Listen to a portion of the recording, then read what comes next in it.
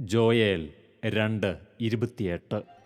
അന്ന് ഇങ്ങനെ സംഭവിക്കും, എല്ലാവരുടെയും മേൽ എൻ്റെ ആത്മാവിനെ ഞാൻ വർഷിക്കും.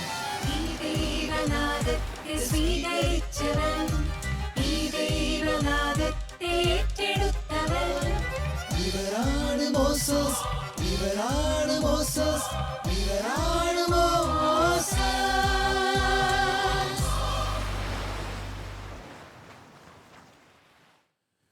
ദൈവം നമ്മെ ഉത്തരവാദിത്തങ്ങൾ ഏൽപ്പിക്കുന്നത് നമ്മെ വളർത്തിയെടുക്കാനാണ്. ഇത് പറയുന്നത് കത്തോലിക്ക കരിസ്മാറ്റിക് നവീകരണത്തിൻ്റെ ദേശീയ സേവന സമിതിയുടെ ചെയർമാനായി ഇപ്പോൾ സേവനം ചെയ്യുന്ന ബഹുമാനപ്പെട്ട ജോസ് അഞ്ചാനിക്കലച്ചനാണ്. നല്ലൊരു സംഗീതജ്ഞനും ധ്യാനഗുരുവും നേതാവും ഒക്കെയായി കത്തോലിക്ക കരിസ്മാറ്റിക് നവീകരണത്തെ വർഷങ്ങളായി ശുശ്രൂഷിച്ചുകൊണ്ടിരിക്കുന്ന ബഹുമാനപ്പെട്ട ജോസച്ചൻ തൻ്റെ ജീവിതത്തിൽ തന്നെ ദൈവം നയിച്ച വഴികളെ ശാലോം പ്രേക്ഷകർക്ക് മുമ്പിൽ പങ്കുവയ്ക്കുന്നു. മോസസ് എന്ന ഈ പ്രോഗ്രാമിലൂടെ നമുക്ക് അച്ഛനോടൊപ്പം അച്ഛൻ്റെ ദൈവാനുഭവങ്ങളോടൊപ്പം യാത്രയാവാം. നവീകരണ കൊടുങ്കാറ്റിൽ തിരുസഭയിത ഉജ്ജ്വലിക്കുന്നതിൻ്റെ അടയാളങ്ങൾ എങ്ങും ദർശിക്കുന്നു. കാലഘട്ടങ്ങളിൽ നിന്നും കാലഘട്ടങ്ങളിലേക്ക് നവീകരണം സഞ്ചരിക്കുന്നു. പരിശുദ്ധാത്മാവിൻ്റെ സ്പർശനം ലഭിച്ച മനുഷ്യർ ഒരു സമൂഹമായി മാറ്റപ്പെടുന്നു. തിരുസഭയുടെ തണലിൽ നവീകരണം ഇതാ കൂടുതൽ കരുത്തു നേടുന്നു. ഇത് 2011 മുതൽ 2013 വരെ KSTA നയിച്ച ഫാദർ ജോസ് അഞ്ചാനിക്കൽ പുത്തൻ കാലഘട്ടത്തിൻ്റെ വിശുദ്ധിയോട് ചേർന്ന് സഞ്ചരിക്കുവാൻ ഈ സമൂഹത്തെ ഒരുക്കുവാനായി ഇപ്പോൾ NSTയുടെ ചെയർമാനായും ശുശ്രൂഷ ചെയ്യുന്നു. നവീകരണ സമൂഹത്തിനോടൊത്തുള്ള കർത്താവിൻ്റെ വയലേലകളിലെ ശുശ്രൂഷകളെക്കുറിച്ച് അഞ്ചാനിക്കലച്ചൻ നമ്മോട് പങ്കുവയ്ക്കുന്നു. കഴിഞ്ഞ എപ്പിസോഡിൽ അച്ഛൻ്റെ ഒരു നവീകരണ ജീവിതത്തിലെ പല കാലഘട്ടങ്ങളിലൂടെ അച്ഛൻ കടന്നുപോയതും അച്ഛൻ്റെ വ്യക്തിപരമായ ദൈവാനുഭവങ്ങളൊക്കെ അച്ഛൻ ശാലോം പ്രേക്ഷകരുമായിട്ട് പങ്കുവച്ചു. കുറച്ചുകൂടി അച്ഛൻ്റെ ജീവിതത്തിലേക്ക് കുറച്ചുകൂടി അച്ഛനോടൊപ്പം യാത്ര ചെയ്യാനായിട്ട് ഞങ്ങൾക്ക് അതിയായ ആഗ്രഹമുണ്ട്. ഈ എപ്പിസോഡിൽ അച്ഛൻ്റെ ജീവിതത്തിലെ കുറച്ചുകൂടി ആഴത്തിലുള്ള ജീവിതാനുഭവങ്ങൾക്ക് വേണ്ടി ഞങ്ങൾ സ്നേഹത്തോടെ കാത്തിരിക്കുന്നു. എല്ലാ ശാലോം പ്രേക്ഷകരുടെ പേരിലും ബഹുമാനപ്പെട്ട ജോസച്ചനെ മോസസിൻ്റെ ഈ എപ്പിസോഡിലേക്ക് സ്വാഗതം ചെയ്യുന്നു. കഴിഞ്ഞ പ്രാവശ്യം നമ്മൾ അച്ഛൻ കരിസ്മാറ്റിക് നവീകരണത്തിലേക്ക് കടന്നു വന്ന കാലഘട്ടവും അച്ഛൻ്റെ ചില അനുഭവങ്ങളുമൊക്കെ പങ്കുവച്ചു. ഈ കരിസ്മാറ്റിക് നവീകരണത്തിൽ അച്ഛൻ പ്രത്യേകിച്ച് കഴിഞ്ഞ പ്രാവശ്യം പറഞ്ഞത് അച്ഛൻ വളരെ സ്റ്റെപ്പ് ബൈ സ്റ്റെപ്പായിട്ട് പടിപടിയായിട്ട് അച്ഛൻ നവീകരണത്തിൽ മുന്നോട്ട് പോയ അനുഭവങ്ങളാണ് അച്ഛൻ പറഞ്ഞത്. അച്ഛൻ്റെ ഒരു നവീകരണ വളർച്ചയുടെ പിന്നിൽ തീർച്ചയായിട്ടും അച്ഛൻ്റെ ഒരു ഏറ്റവും ആദ്യത്തെ തലത്തിൽ നിന്ന് അച്ഛൻ വളർന്നിട്ടുണ്ട്. എല്ലാ അർത്ഥത്തിലും ആത്മീയമായിട്ട്, ശുശ്രൂഷാ തലങ്ങളിൽ, ലീഡർഷിപ്പ് തലങ്ങളിലൊക്കെ. ഈ വളർച്ചയുടെ പിന്നിലുള്ള ഒരു ഘടകം എന്തായിരിക്കും? അച്ഛൻ്റെ ഒരു വ്യക്തിപരമായ പ്രാർത്ഥനാ ജീവിതമാണോ, അതോ ഒരു ദൈവവചനത്തിലൂടെ അച്ഛൻ്റെ വളർച്ചയാണോ, അതൊരു കൗദാശിക അങ്ങനത്തെ കാര്യം? എന്തായിരിക്കും അച്ഛനെ ഒന്ന് വളരുന്നതിൽ സഹായിച്ചിട്ടുള്ളൊരു കാര്യം? ഒരുപക്ഷേ എല്ലാവരും വിചാരിക്കുന്നതെന്നും വ്യത്യസ്തമായിട്ടൊരു തരത്തിലായിരിക്കും ഞാൻ വിചാരിക്കുന്നത്. കാരണം എന്നെ മറ്റുള്ളവരൊന്ന് കണ്ടെത്തിയിട്ട് അവരെന്നെ ഉപയോഗിച്ച് വളർത്തിക്കൊണ്ട് വന്നതാണ് സത്യം പറഞ്ഞാൽ.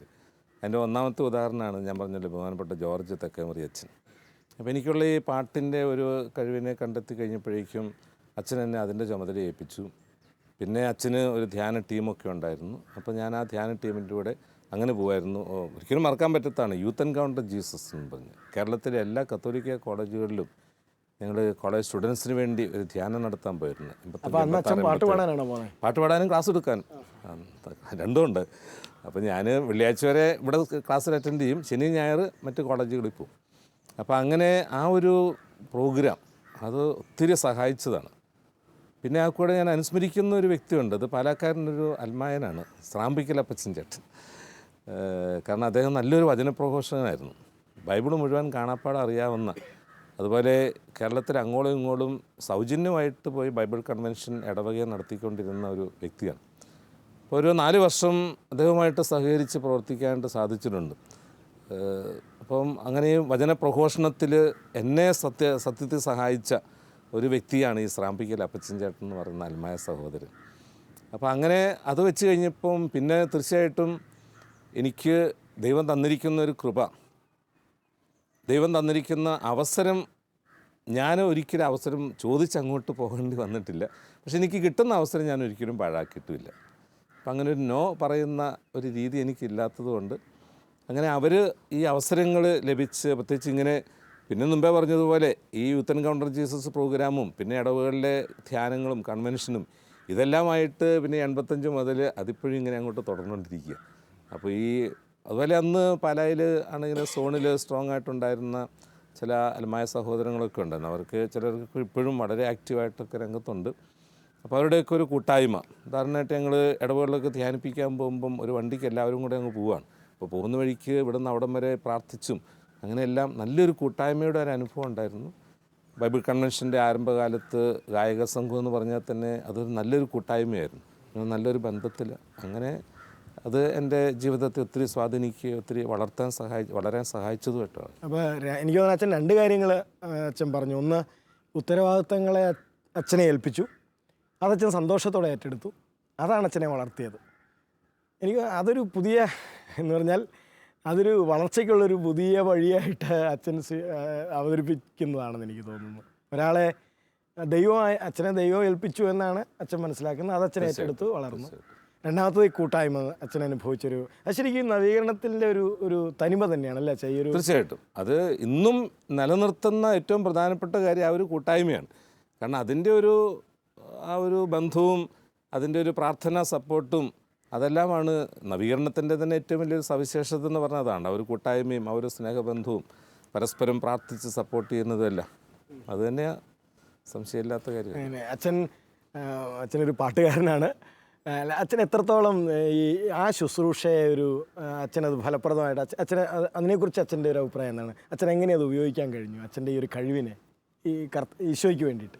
ഞാൻ ഇന്ന് എന്തായിരിക്കുന്നുവോ ഞാൻ പറഞ്ഞല്ലോ, അത് എൻ്റെ ആ ഒരു പാട്ടിൻ്റെ കഴിവുകൊണ്ട് മാത്രമാണ്. കാരണം ഞാനതിനൊരു മ്യൂസിക് മിനിസ്ട്രി ആയിട്ടാണ് കണ്ടത്. മ്യൂസിക് മിനിസ്ട്രി എന്ന് പറഞ്ഞു കഴിഞ്ഞാൽ അത് നമ്മൾ വെറുതെ കുറേ പാട്ട് പാടി കേൾപ്പിക്കുക എന്നുള്ളതല്ല, ആ പാട്ടിലൂടെ ആളുകളെ ദൈവത്തെങ്കിലേക്ക് കൊണ്ടുവരിക എന്നുള്ളതാണ്.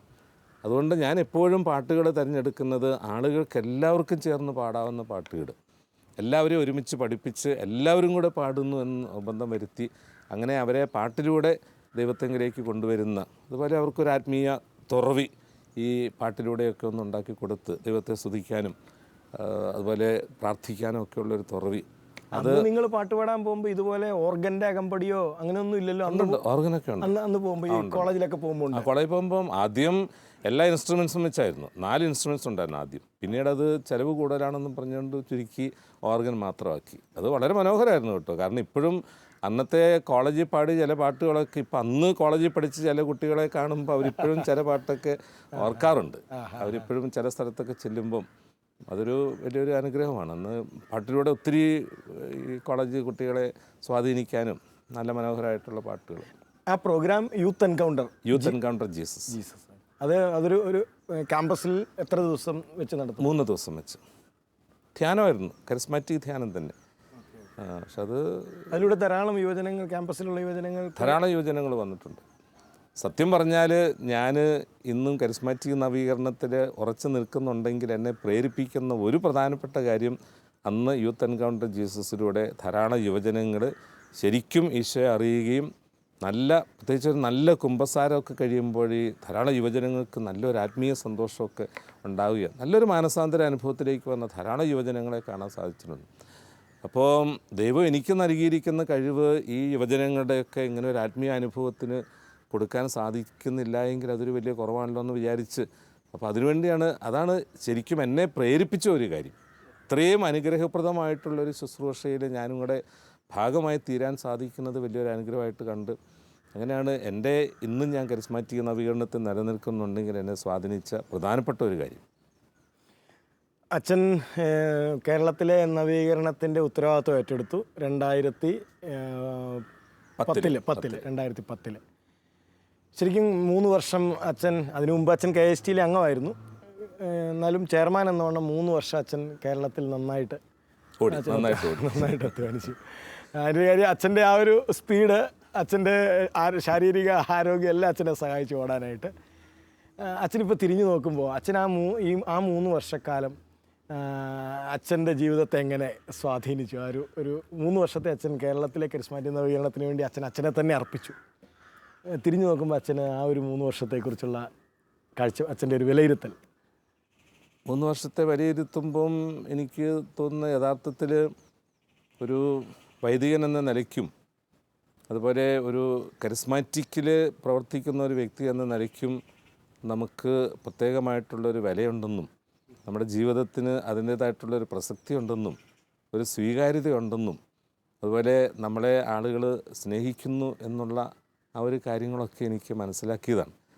ഇതെല്ലാം ഇങ്ങനെ വേറിട്ട് പറയാൻ ബുദ്ധിമുട്ടുണ്ടെങ്കിലും സത്യത്തിൽ ഈ 3 വർഷം എന്ന് പറയുന്നത്, ഞാൻ പറഞ്ഞത്, എനിക്കൊരു പക്ഷേ എൻ്റെ സ്വന്തം വീട്ടിലുണ്ടായിരുന്നേക്കാൾ കൂടുതൽ സ്വാതന്ത്ര്യം എനിക്ക് കേരളത്തിൽ എല്ലായിടത്തും ഉണ്ടായിരുന്നു. ഏത് സോണിൽ ചെന്ന് കഴിഞ്ഞാലും, ഏത് രൂപതയിൽ ചെന്ന് കഴിഞ്ഞാലും, ഏത് ഗ്രൂപ്പിൽ ചെന്ന് കഴിഞ്ഞാലും നമുക്ക് ഒരിടത്തും ഒരു അന്യനാണെന്നുള്ള ഒരു ഫീലിംഗ് ഉണ്ടായിട്ടില്ല. അത്രയും വലിയൊരു കൂട്ടായ്മയുടെ അനുഭവം, അത് സമ്മതിക്കാതിരിക്കാൻ പറ്റത്തില്ല. വലിയൊരു സന്തോഷം അത്.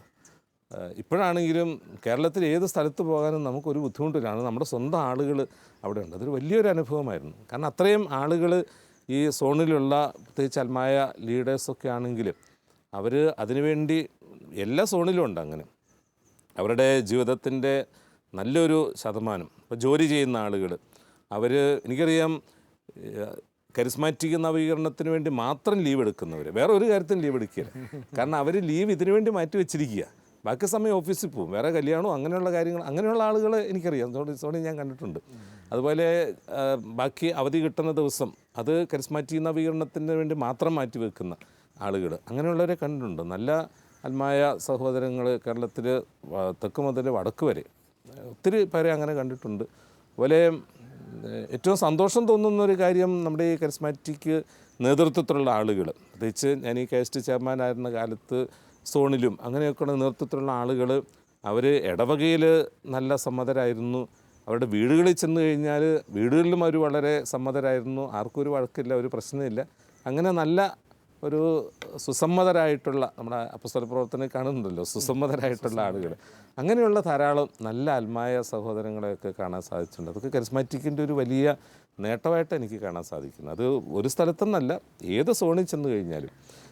വേണമെങ്കിൽ പേര് പറയാൻ പോലും എനിക്ക് സാധിക്കും, പക്ഷെ അതിനുവേണ്ടി ഞാൻ മുതിരുന്നില്ല. അങ്ങനെയുള്ളൊരു നല്ലൊരു അനുഭവം. നവീകരണ സമൂഹത്തിൻ്റെ ഹൃദയത്തിൽ കൂട്ടായ്മയുടെ സ്നേഹവും കരുതലും നൽകുവാൻ ജോസച്ചൻ കേരളമെങ്ങും സഞ്ചരിച്ചു. അനേകം ജീവിതങ്ങളെ മുഖ്യധാരയിലേക്ക് കരം നൽകി നയിച്ചു. KSTയുടെ തണലിൽ ഒരു ഗണമായി, ഒരു മനമായി അവർ ഒത്തുചേർന്നു. ഒരു കുടുംബം പോലെ നവീകരണത്തെ സ്നേഹിച്ചുകൊണ്ട് അഞ്ചാനിക്കൽ അച്ഛൻ പുതിയ വഴികളിലൂടെ നമ്മെ നയിച്ചു. ശരിക്കും അച്ഛൻ ഈ ഇടവകകൾക്ക് വളരെ പ്രാധാന്യം കൊടുത്ത ഒരാളാണ്. അച്ഛൻ്റെ ഒരു കരിസ്മാറ്റിക് ജീവിതത്തിൽ അച്ഛൻ്റെ ഒരു ശ്വാസം പോലും കരിസ്മാറ്റിക് നവീകരണം ഇടവകയ്ക്ക് വേണ്ടി ആകണമെന്നായിരുന്നു. എന്താണ് അച്ഛൻ ഇപ്പോൾ ഒരു ഇടവകയിൽ കരിസ്മാറ്റിക് നവീകരണത്തിൻ്റെ സാധ്യത? അച്ഛൻ പലപ്പോഴും പറയുന്നത് നവീകരണ ഇടവകയിൽ എല്ലാ തലങ്ങളിലും വ്യാപിക്കണമെന്നാണ്. എന്താണ് നമ്മുടെ ഒരു നവീകരണത്തിന് ഇന്ന് ഇടവകയിലുള്ള ഒരു സാധ്യത അച്ഛൻ മനസ്സിലാക്കിയത്? ഇന്ന് നവീകരണത്തിന് ഇടവകയിൽ ധാരാളം സാധ്യതകളുണ്ട്. ഇപ്പോൾ KST ആണെങ്കിലും മുൻകൈയെടുത്ത് നേതൃത്വം കൊടുത്ത പാരിഷ് മിനിസ്ട്രി, എന്നെ അതിൻ്റെ ആദ്യത്തെ ആനിമേറ്ററായിട്ട് വെച്ചതിനകത്ത് ഞാൻ ദൈവത്തിന് ഇന്ന് നന്ദി പറയുകയും. കാരണം അന്ന് തന്നെ പാരിഷ് മിനിസ്ട്രിയുടെ ഉദ്ദേശം കരിസ്മാറ്റിക് നവീകരണത്തിൻ്റെ ഫലങ്ങൾ ഇടവകകളിൽ എത്തിക്കുക, ഇടവകകളിലൂടെ കുടുംബങ്ങളിൽ എത്തിക്കുക. അപ്പോൾ അവിടെ ആ ഒരു വ്യക്തി നവീകരണം വരും. ആ വ്യക്തി നവീകരണം കുടുംബങ്ങളുടെ നവീകരണത്തിനും ഇടവകയുടെ നവീകരണത്തിനെല്ലാം കാരണമായി തീരും. അവർ നമ്മുടെ ഇടവകയിലെ വിവിധങ്ങളായിട്ടുള്ള പ്രവർത്തനങ്ങൾ, അവിടെ പ്രയോറിറ്റി കൊടുത്ത് ഇടവകയിലെ പ്രവർത്തനങ്ങളെക്കുറിച്ചൊക്കെ പാരിഷ് മിനിസ്ട്രി വ്യക്തത ഉണ്ടായിരുന്നു. അതായത് ഇപ്പോൾ കരിസ്മാറ്റിക് നവീകരണത്തിലൂടെ ഒരു ആത്മീയ അനുഭവം ലഭിച്ച വ്യക്തി, ഒരു സൺഡേ സ്കൂളിൽ അധ്യാപകരാണെങ്കിലും അവർക്ക് തീർച്ചയായിട്ടും അവരുടെ ദൈവാനുഭവം കൂടെ കൊടുത്ത് ഈ കുഞ്ഞുങ്ങളെ വളർത്താനായിട്ട് സാധിക്കും. അവരവരെ ഇപ്പം BCC നമ്മുടെ കുടുംബ കൂട്ടായ്മകൾ, ഇപ്പോൾ കുടുംബ കൂട്ടായ്മകളെ യഥാർത്ഥത്തിൽ അവിടെ പ്രാർത്ഥന അവിഭാജ്യ ഘടകമാണ്.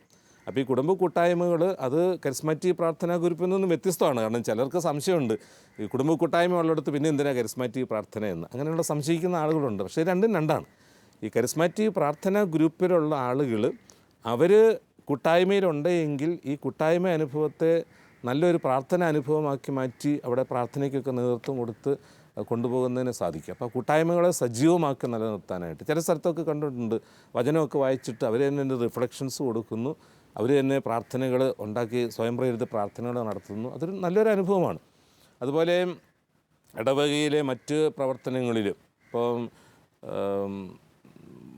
പള്ളി യോഗങ്ങൾ, അവിടെയൊക്കെ ഒരു ആത്മീയ അനുഭവമുള്ള ആളുകൾ ഉണ്ടെങ്കിൽ അവർക്കും നമുക്കറിയാം ഇടവക എന്ന് പറയുന്ന ഒരു ആത്മീയ പ്രസ്ഥാനമാണ്.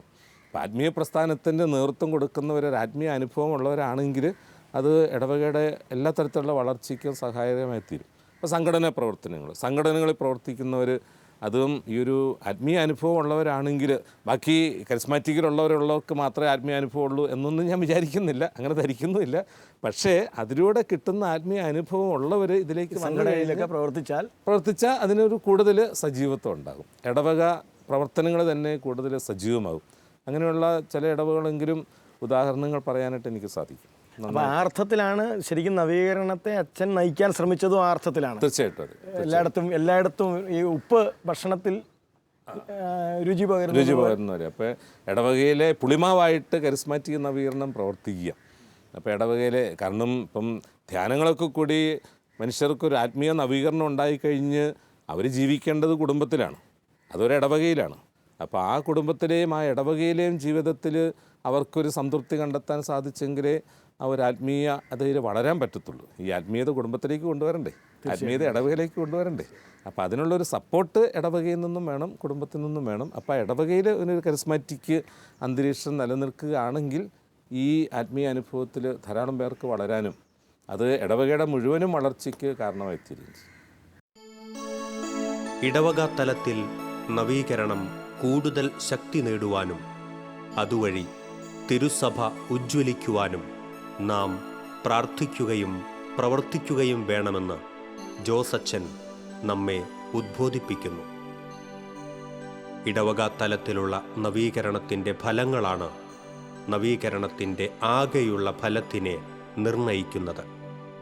ഇടവക തലം എന്നത് തികച്ചും വ്യക്തിപരമായ നവീകരണവും സമർപ്പണവുമാണ്.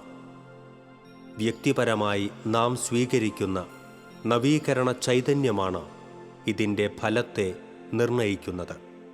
തിരുസഭയെ സ്നേഹിച്ച് തിരുസഭയുടെ തണലിൽ കൗദാശിക ജീവിതത്തിലൂടെ അനുദിന വിശുദ്ധീകരണത്തിലൂടെ നാം നവീകരണത്തിൻ്റെ സാക്ഷ്യമായി മാറുക എന്നതാണ് ഇടവക തലത്തിലെ നവീകരണം എന്ന് നാം മനസ്സിലാക്കുക. അച്ഛനൊരു പാട്ടുകാരനായതുകൊണ്ട് എൻ്റെ മനസ്സിൽ വന്ന ഒരു ചോദ്യം. അപ്പോൾ നമുക്കറിയാമല്ലോ അച്ഛൻ, കരിസ്മാറ്റിക് നവീകരണം ധാരാളം സൽഫലങ്ങൾ സഭയിൽ സമൂഹത്തിൽ ഉളവാക്കിയിട്ടുണ്ട്. അതിലൊരു പ്രധാനപ്പെട്ട മേഖലയാണല്ലോ ഈ മ്യൂസിക് രംഗം, കരിസ്മാറ്റിക് നവീകരണം. അച്ഛനൊരു പാട്ടുകാരൻ എന്ന വണ്ണം ഈ കരിസ്മാറ്റിക് നവീകരണത്തിൻ്റെ സ്വാധീനം ശരിക്കും ഈ പാട്ട് രംഗത്ത് എത്രത്തോളം സ്വാധീനം ചെലുത്തിയിട്ടുണ്ടെന്ന് അച്ഛൻ തോന്നുന്നു? ഇപ്പോൾ കാണുന്ന CDകളുടെയൊക്കെ എണ്ണം കണ്ടു കഴിഞ്ഞാൽ നമുക്ക് മനസ്സിലാക്കാൻ പറ്റും എന്തുമാത്രം പാട്ടുകൾ, എത്രയോ ആളുകൾ, വളരെ സാധാരണക്കാരായിട്ടുള്ള ആളുകൾ പാട്ടുകൾ എഴുതും. ഇപ്പം ഉദാഹരണമായിട്ട് ബെഷലേം കാസറ്റിലെ പാട്ടുകൾ എഴുതിയിരിക്കുന്ന വളരെ സാധാരണക്കാരായിട്ടുള്ള ആളുകളാണ്. അപ്പോൾ അങ്ങനെ എത്രയോ പേര് ഗാനങ്ങൾ എഴുതാനായിട്ട്, നല്ല ആത്മീയ ഗാനങ്ങൾ, വചനാധിഷ്ഠിതമായിട്ടുള്ള പ്രാർത്ഥന അനുഭവമുള്ള ഗാനങ്ങൾ, അങ്ങനെ ധാരാളം ആളുകൾ വന്നിട്ടുണ്ട്. പിന്നെ ധാരാളം ആളുകൾ ഈ പാട്ട് ഉപയോഗിച്ച് പ്രാർത്ഥനയായിട്ട് നമ്മുടെ കുടുംബങ്ങളിലൊക്കെ ആണെങ്കിൽ അവർ കുടുംബ പ്രാർത്ഥനയോടുകൂടെ കുറച്ച് പാട്ടുകളൊക്കെ പാടാനായിട്ട് ഈ ഗാനങ്ങൾ വഴിയായിട്ടൊക്കെ സഹായിച്ചിട്ടുണ്ട്.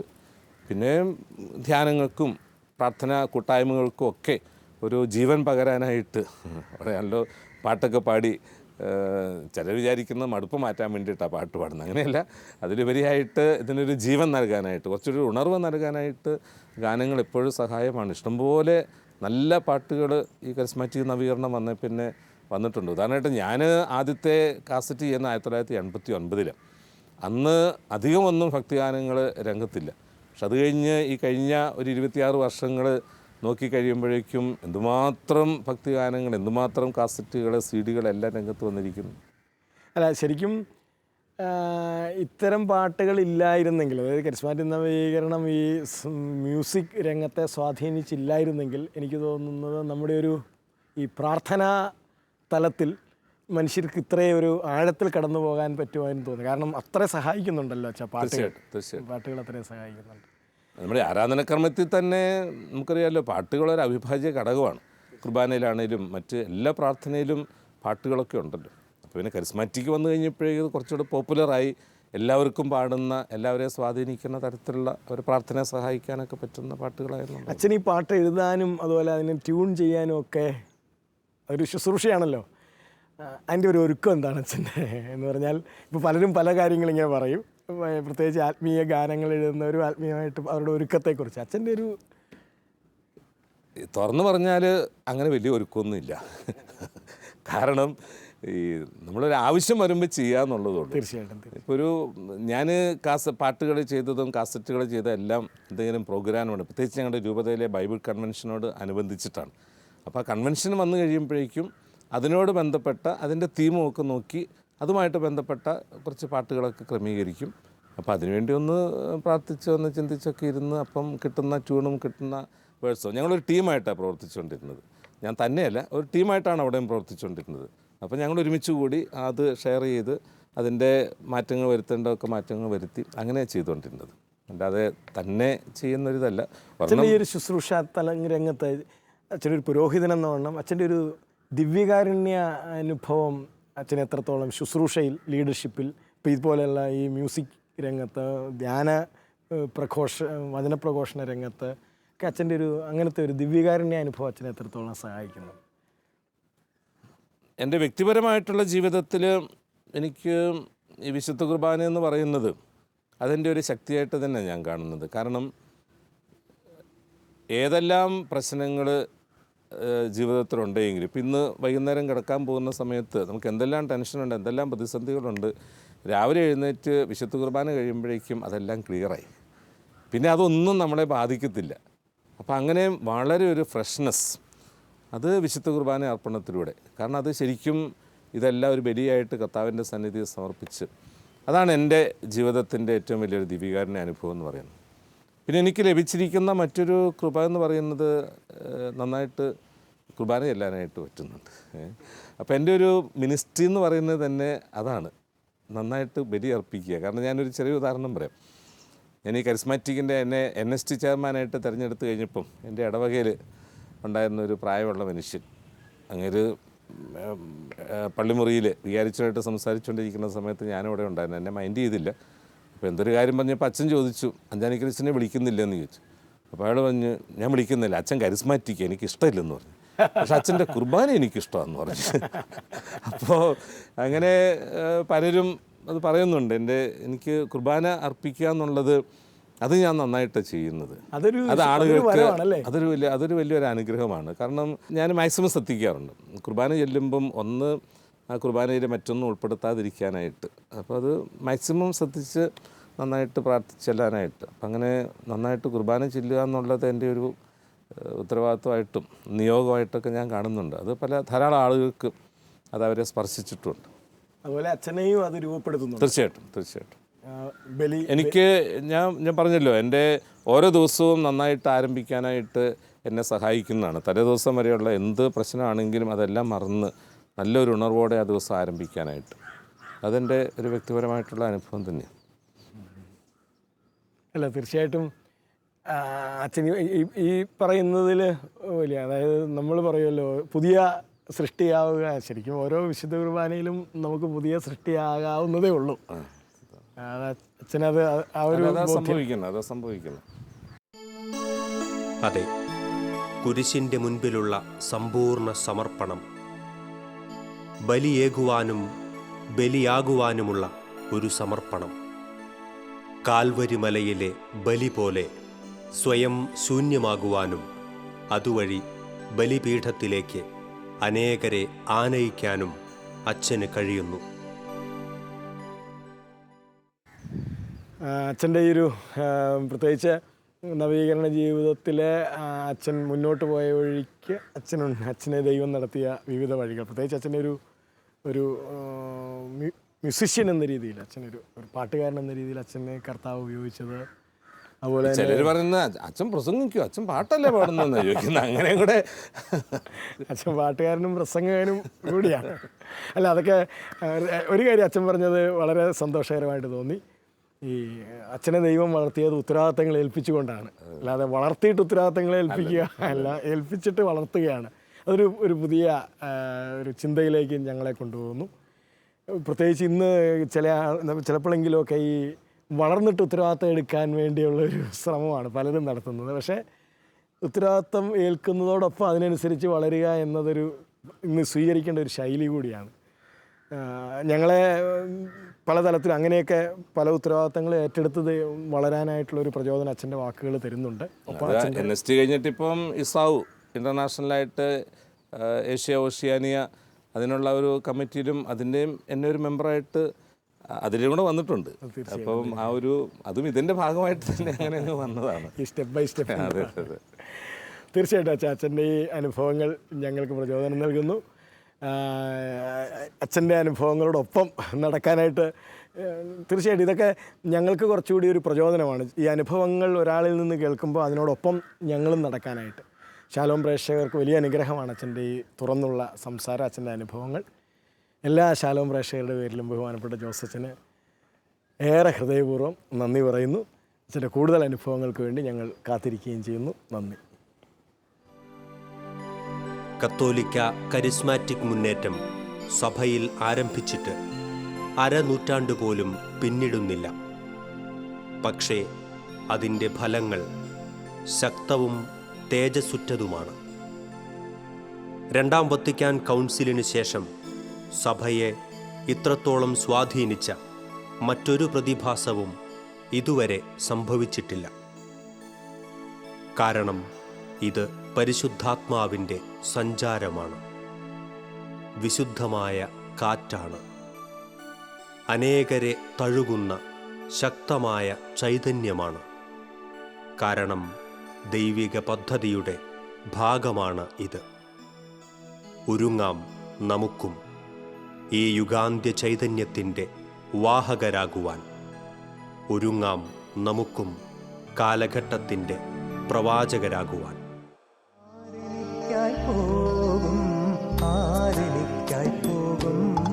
പാടുവാനെൻ വചനം ഏകുവാനൊരു സാക്ഷ്യം.